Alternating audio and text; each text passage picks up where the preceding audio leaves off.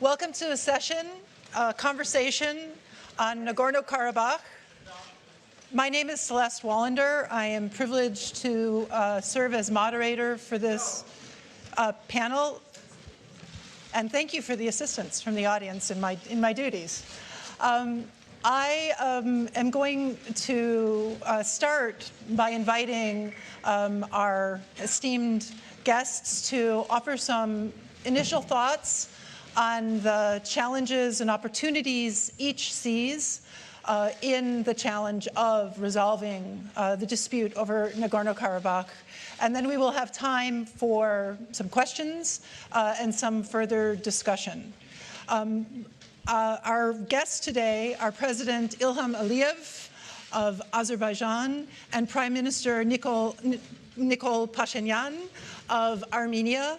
The two leaders are at the heart of something that the Munich Security Conference has always sought to speak to and to help advance, which is the peaceful resolution of disputes in the international system.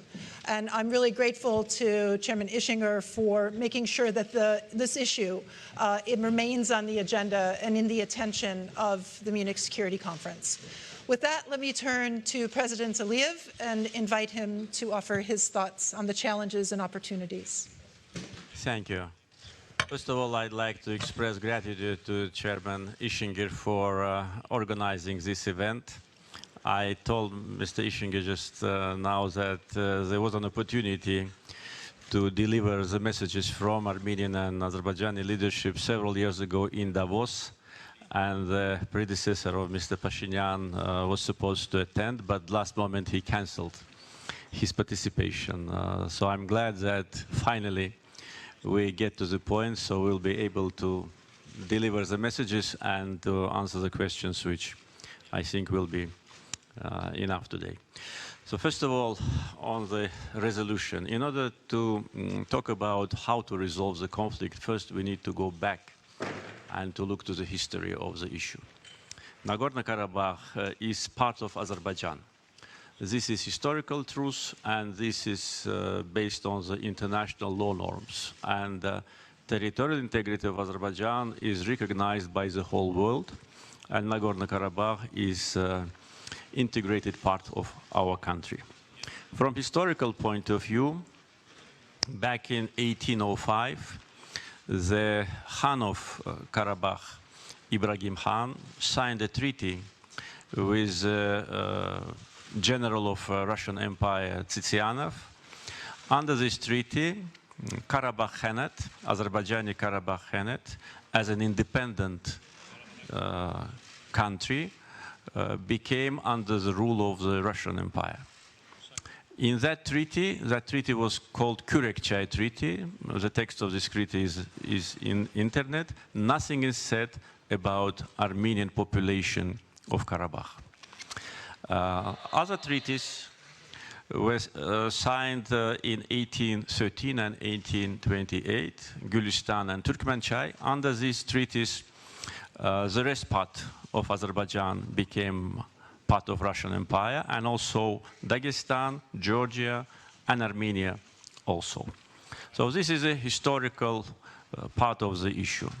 Then, during the period when Russian Empire collapsed and Georgian and Azerbaijani Democratic Republic were established, one of the first decrees of Azerbaijani Democratic Republic in 1918 was to transfer Yerevan from Azerbaijan to Armenia and to announce it a capital of Armenia. This is also a historical fact. If you give something to someone, that means that this something belonged to you. In 1921, the Caucasus Bureau of the Bolshevik Party made a decision to retain Nagorno Karabakh within Azerbaijan, to retain and not to transfer, as some Armenian historians want to present. This is also a historical fact. And the other historical fact is that in 1923, the Azerbaijani Soviet Social Republic issued a decree on creation of Nagorno Karabakh Autonomous District inside Azerbaijan. So this is a history. And then in the end of 80s, Armenia launched an aggression against Azerbaijan. 300,000 Azerbaijanis were deported from the territory of Armenia. And then in the beginning of 90s, Armenia launched aggression already against Azerbaijan Republic. And as a result of that aggression, almost 20% of our territories are under occupation. And 1 million of Azerbaijanis became refugees and IDPs. Our people were subject of ethnic cleansing. And in 1992, previous Armenian regime committed a war crime, genocide of Khojaly. As a result, 613 innocent civilians, among them 106 women and 63 children, were brutally killed. More than 10 countries recognize Nagorno Karabakh as independent country. Coming to the international law issue, once again, Nagorno Karabakh is part of Azerbaijan. United Nations Security Council adopted 4 resolutions demanding withdrawal of Armenian troops from the occupied territories. These resolutions are not resolved. Therefore, any solution which will be achieved as a result of peaceful negotiation must provide preservation of internationally recognized territorial integrity of Azerbaijan. I will now conclude in order not to use more time than it was planned. Thank you. Thank you, Mr. President. Thank you for that overview. Mr. Prime Minister, I think we are ready to hear your views on this issue. Okay, thank you. You know, I would ask President Aliyev not to go so far into history, because when Armenian King Tigran the Great was negotiating with Pompey, a Roman military leader, there wasn't any country in the South Caucasus, in all around the world, named Azerbaijan. And so I don't think it is right way to go so far, because I could go even further and start from, for example, 400 years before Christ. But I wouldn't do that, because I don't think it is right way to go. As far as Nagorno Karabakh is concerned as like a country, you know, I should say that I'm not agree with President Aliyev, because Caucasian Bureau decided to Karabakh to be a part of Azerbaijan, Armenia, I'm sorry. And after that decision, and this was totally lawful decision, and after that, according to the personal initiative of Joseph Stalin, this decision was changed in the Moscow, and it was like a plot between Stalin, Lenin, and Ataturk. And Karabakh never been a part of the independent state of Azerbaijan. And Karabakh was put into Azerbaijan only in the process of forming Soviet Union. And when we are speaking on the territorial integrity, we should decide about which country territorial integrity we are speaking. My question is, if Azerbaijan respected territorial integrity of Soviet Union, becoming independent country, as Azerbaijan left Soviet Union, in the same way, Nagorno Karabakh left Soviet Union. You can say that I'm now speaking on a country which doesn't exist, meaning Soviet Union. But the Soviet Republic, which contains Nagorno-Karabakh, also doesn't exist. There is no Soviet Republic, Soviet Socialist Republic of Azerbaijan. And that is true. And like Azerbaijan gained independence from Soviet Union, in the same way, Karabakh gained independence both from Soviet Union and from Soviet Azerbaijan.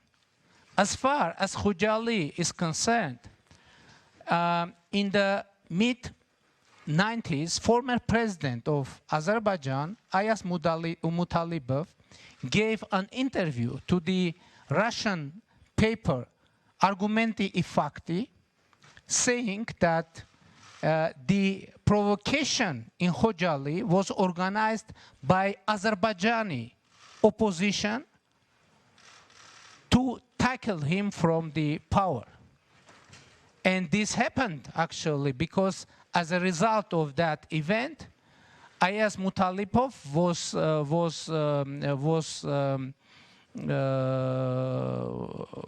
tackled from the post of president of Azerbaijan. About the UN Security Council documents. If we will, what was the general meaning of those documents? The general meaning of those documents was unconditionally and immediately ceasefire to stop any violence and stop military actions. And when we will see US Security Council Resolution 884, we will see that there written that Azerbaijan violated ceasefire, and as a result, Azerbaijan lost territories. And first of all, it's Azerbaijan that didn't keep the conditions of the Security Council document. And it is very important to state. But you know, I don't think it is good way for Armenian and Azerbaijani leaders every time repeat the same thing. Unfortunately, within last 25, even 30 years, we are repeating every time the same things. And I'm afraid international community maybe somehow is tired hearing the same thing. And I think that we need to bring some new ideas. And I would like to say that when I became Prime Minister of Armenia through the non-violent Velvet People's Revolution, I understood that it isn't possible to solve 30 years lasting conflict with one or two steps. And I thought that for solving this problem, we need to have revolutions. And I started the process of micro-revolutions, and in the next opportunity when the floor would come to me, I will present you the role of micro-revolutions in Nagorno-Karabakh negotiation process that I initiated. Thank you. Thank you, Mr. Prime Minister. Before we were that is a welcome topic of conversation. I thought as a logical follow-up to the historical background that each of you has offered to the group. And as a political scientist, I always want to get on to the solution. I feel like historians help us understand, but they don't help us always understand how to move forward. Sorry for any historians in the room. What I wanted to get your thoughts on, and I'll start with you, Mr. Prime Minister, if you're here in an international audience, many experienced negotiators, many who have worked on this challenge for some 30 years and trying to support a peaceful resolution of the dispute. What is the one thing you would want to see from the international community to help you advance what you think is an equitable, peaceful solution to the challenge of Nagorno Karabakh? And maybe about 2-minute answer. Yes, I'll turn to the there president. is a very concrete thing that international community could do. It make it clear that there is no any military solution for Nagorno Karabakh conflict. There is no any military solution, and international community should make it strongly and very clear. If someone thinks otherwise, saying that there is military solution for Nagorno-Karabakh conflict, I guess that people of Nagorno-Karabakh conflict would answer, in that case, we can say that this conflict already solved. So, but I think we need to sustainable peace, and Armenia, and I'm not represent Nagorno-Karabakh in negotiation process, but I know that Armenia and Nagorno-Karabakh are ready to put real efforts to create in our region sustainable peace. And as a Prime Minister of Armenia, I perceive this situation not only my responsibility for security of my country, but I understand my responsibility for regional security and for global security. And I invite President Aliyev to perceive this situation as our mutual task to create sustainable peace and stability, and perceive this situation not only an issue of our national agenda, but also an agenda of global and regional security, and our duty and our responsibility to bring our effort, our input to the global security. And I would assure you that Armenia and Nagorno-Karabakh are ready for that. Thank you, Mr. Prime Minister. Those were very helpful, and thank you for sharing your priorities with us. President Aliyev, may I ask you the same question? You are very experienced in negotiating this. You've dealt with many people in this room on the issue, but help us understand, what do you think is the most important at this moment in history for the international community to do to help you advance what you think is an equitable and peaceful resolution to the conflict? First of all, I'd like to make one comment. I'm absolutely sure that we came here to tell the truth. And what I said in my introductory remarks is 100% truth, which can be easily checked right now. Just enter the internet, find those documents which I referred to, and you will understand who is telling truth and who is not. Second comment, I'd like also to clarify situation which in Armenia, unfortunately, became a kind of a attempt to find an excuse of what they've done in Khojaly. President Ayaz Mutalibov, he is in good health and he lives in Baku. Maybe Armenian side doesn't know it. Recently and many times said that he never said that Khojaly genocide was organized by Azerbaijanis. This is, as it is said today, it's a fake news which was invented by some of Armenian journalists in Russia, and that was put in Russian press, but he never said that. And this is absolutely true. What committed the genocide in Khojaly, their names are well known. They have been local Armenians, Armenians from Armenia, and Armenians from diaspora. And the names of these people are well known, and many books and international articles were published about that. Therefore, to say that Azerbaijanis themselves brutally killed 63 children, 100 women, and 1,000 people are still missing is a peak of cynicism. With respect to what international community should do, I think the most important is that international community, and when we talk about international community, we talk primarily about OSCE Minsk Group co-chairs efforts. They should at last very clearly explain to Armenian side that Nagorno Karabakh is not Armenia, that Nagorno Karabakh is not independent country. No one recognizes this illegal entity. So this is number one. The second, I think there should be more international pressure on Armenia in order to implement resolutions of Security Council, because there is no higher international body than Security Council of United Nations. And they adopted 4 resolutions. It's easy to check. The numbers of these resolutions are known to specialists. What it says Armenian troops should immediately and unconditionally withdraw from the occupied territories. Not only Nagorno-Karabakh is occupied, but 7 districts surrounding it. Armenia wants to hide it. 7 districts where Armenians never lived.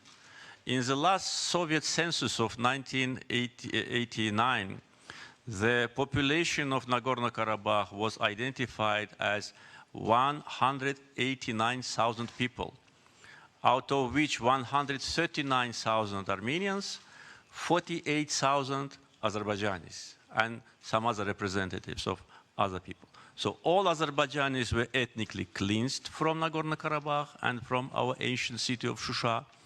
Then all Azerbaijanis were ethnically cleansed from 7 districts. They committed a genocide against our people, against our culture. They destroyed our mosques. They destroyed our graves. They changed the name of our cities.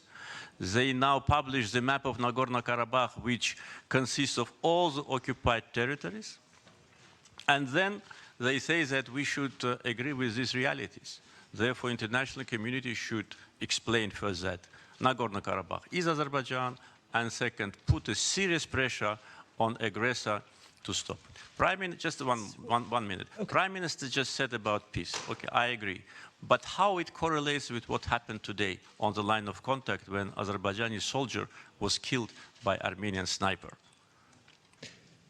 So I think the elements of the challenge are clear to everyone. There is a complicated history, territory that has been part of different political entities over time, the human tragedy of refugees and those killed on both sides, a ceasefire that is not held for a period of time enough to create trust and a basis for moving forward on a political negotiation. So I'd welcome some questions on some of these issues. May I make several? How about, so I want to move to the questions, and I'm guessing that the questions will provide the opportunity for following up on several of those issues, if I may, because I do want to, I have my boss sitting right here, and I don't want to break the rules. We got to get to the questions. Thank you, sir. Yes, the first question with help. I have a microphone in the audience, I believe. Yes? And after I created the space for a question, now you're all going to fail me. Is this right? Because then I'll just turn back to Mr. Prime Minister. Please, you can follow up. Okay. Okay, I will come to that question. Yeah, we'll come to that question. Go ahead, sir. Go ahead. You know, I would like to make several comments. First of all, on resolution of UN Security Council, there is no word Armenian troops.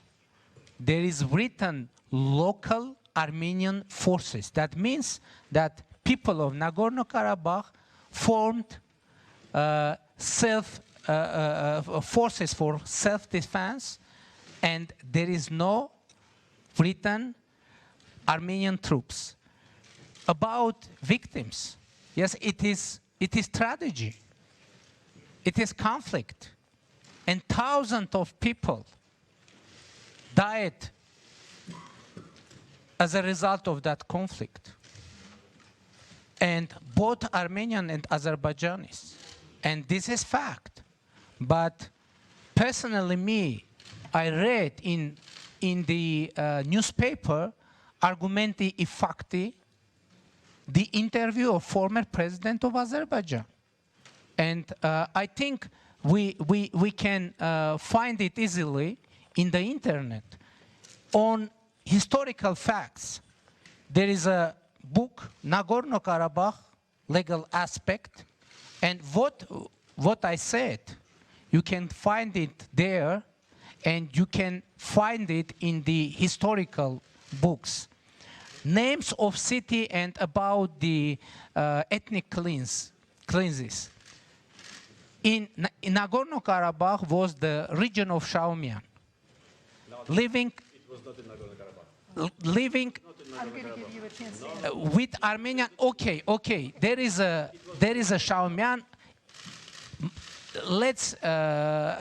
My opinion is Nagorno Karabakh. Okay, but there is a region.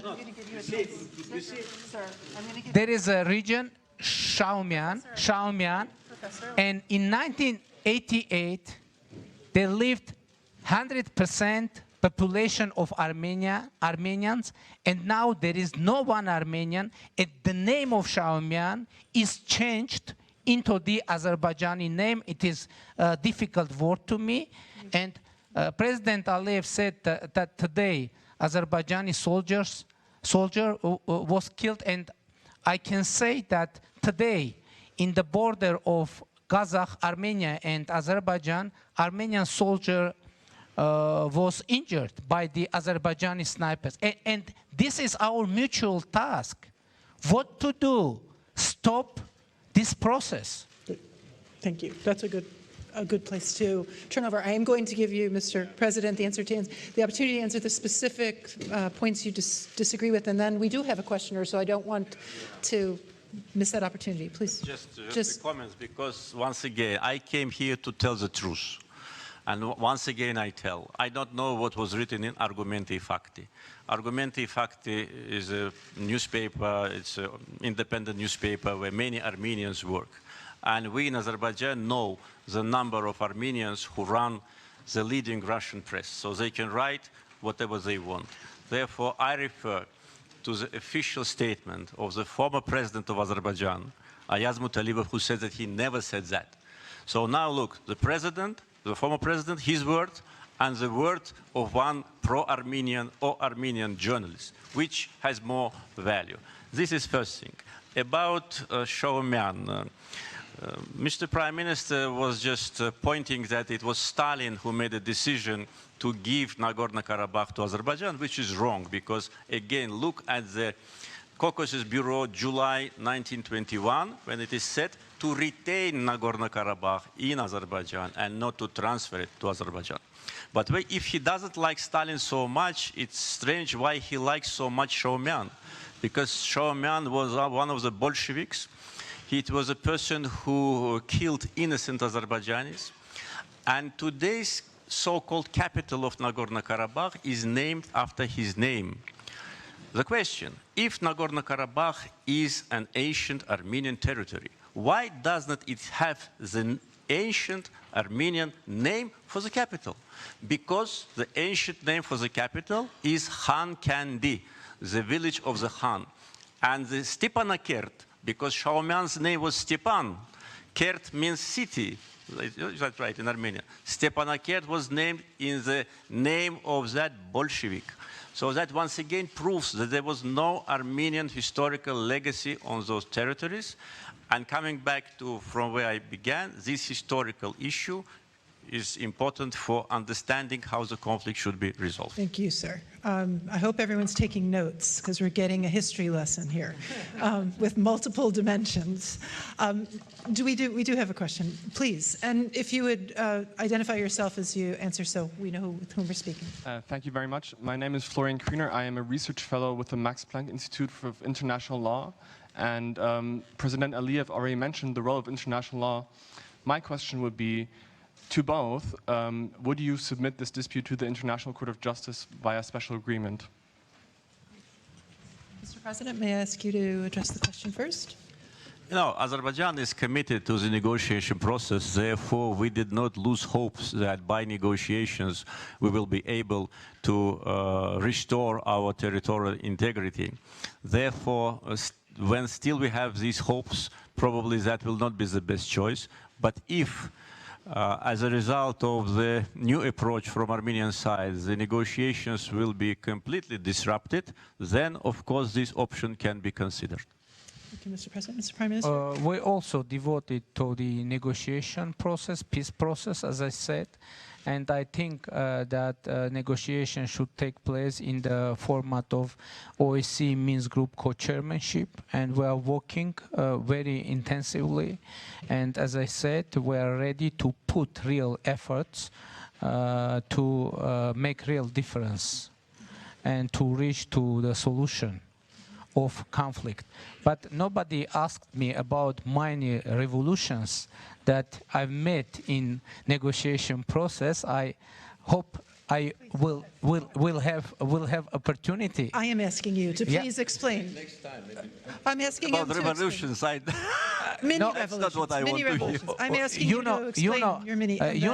My conceptual perception is that, as I said already, it isn't possible just solve this long-lasting conflict with 1-2 step.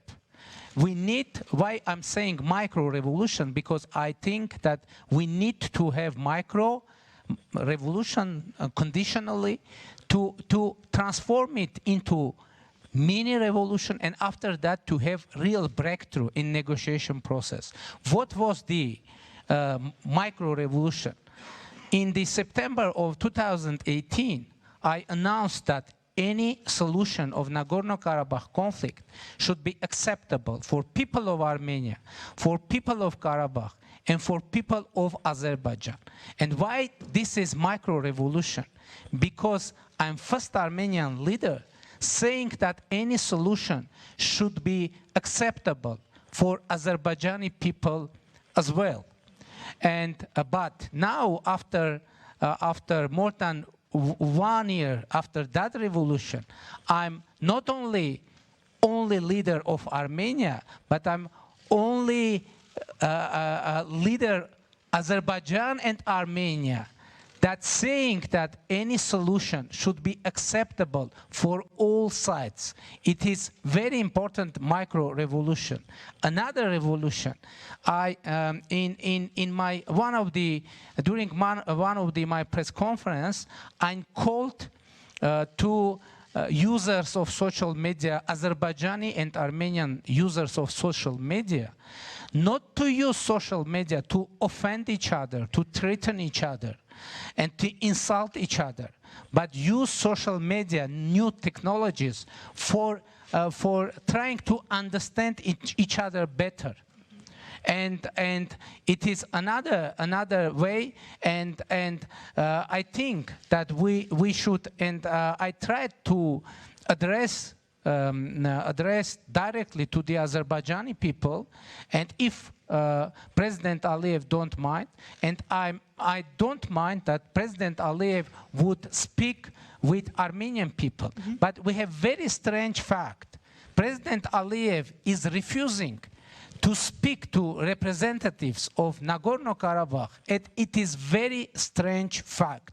How it is possible to solve Nagorno-Karabakh conflict without speaking with the representatives of Nagorno-Karabakh? By the way, Nagorno-Karabakh was recognized as a party of conflict and party of negotiation by the OSCE, and this happened twice in 24 March of 1992 and in 1994 in Budapest OSCE summit. Thank you. So let me ask President Aliyev, what do you think of the 3 proposed micro-revolutions to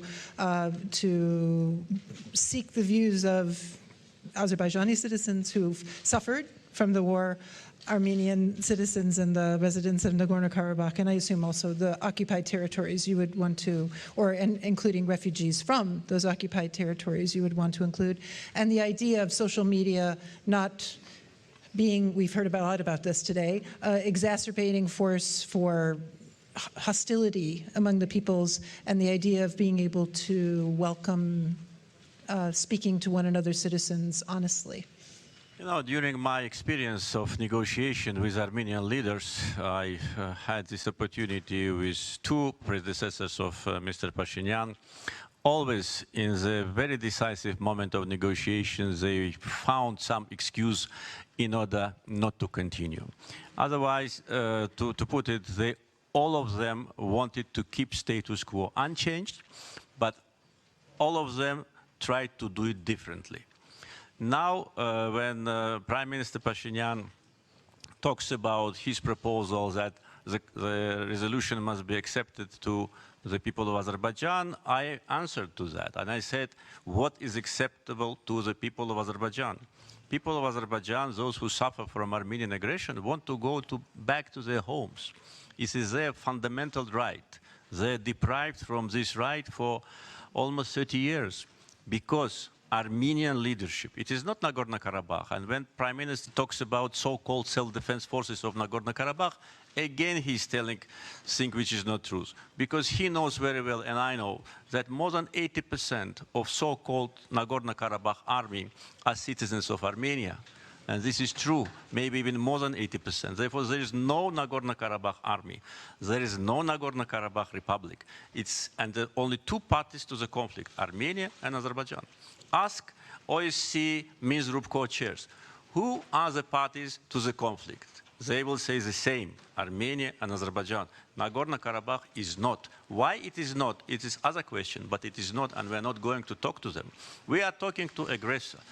We are ready to talk to Nagorno-Karabakh in case Armenia stops funding this illegal entity, Armenia pulls back all their military troops from Nagorno-Karabakh, and completely withdraws from our territory. And then we will have, arguments to talk to these people. But until they are there, no way.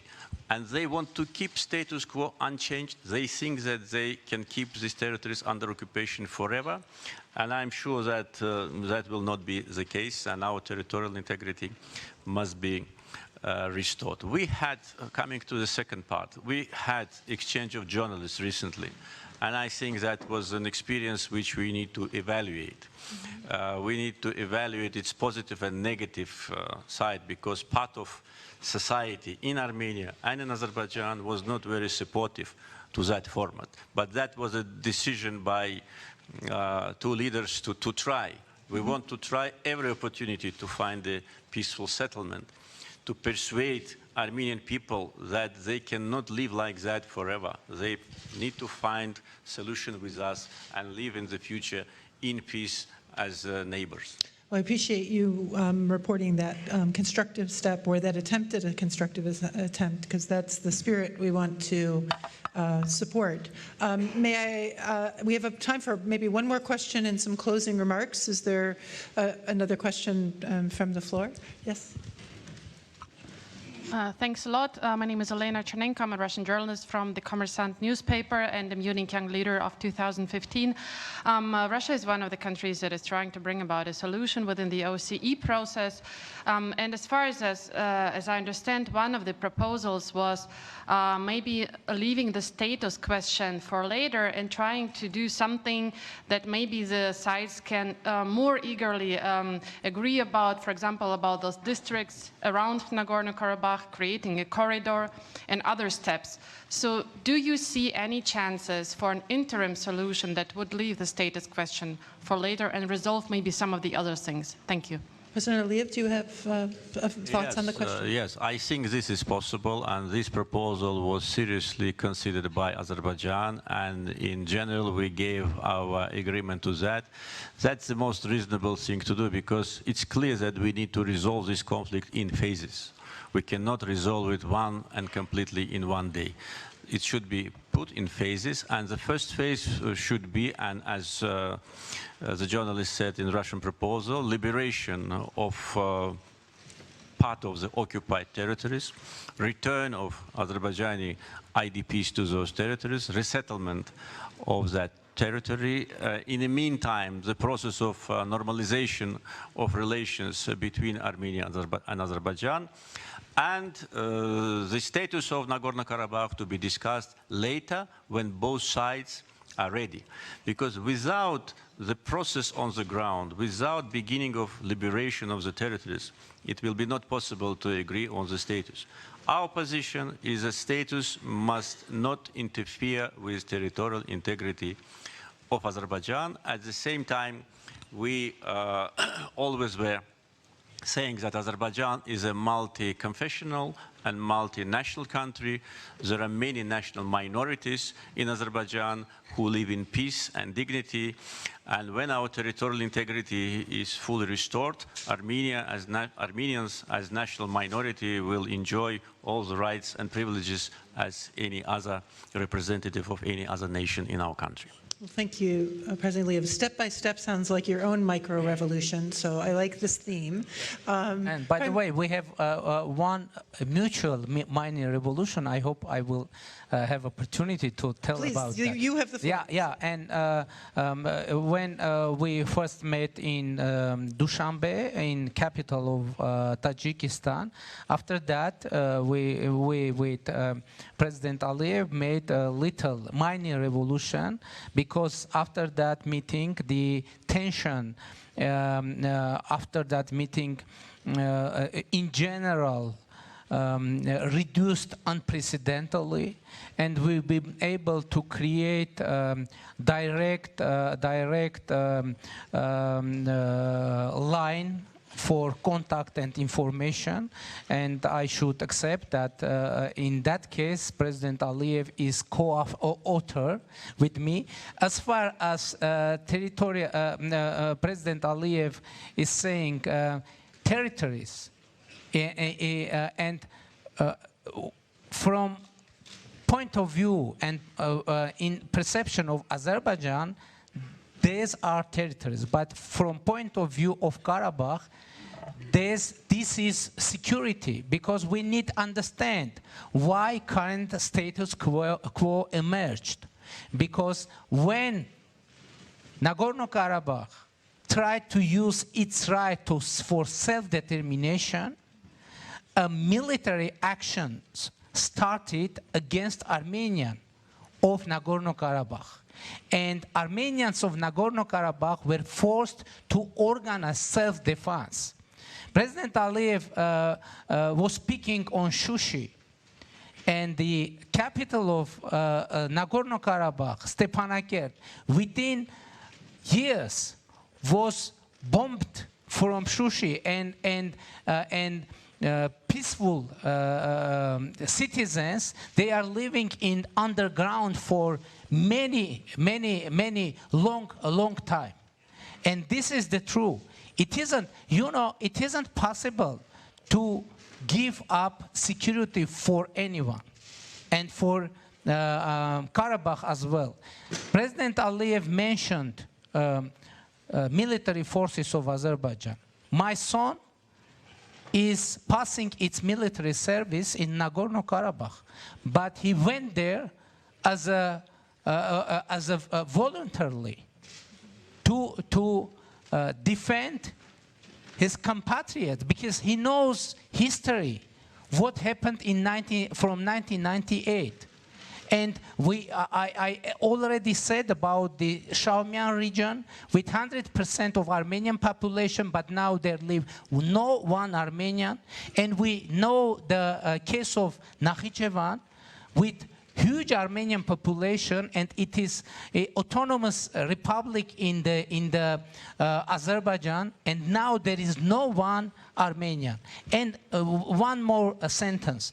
President Aliyev is saying that Nagorno-Karabakh isn't a part of negotiation and the conflict.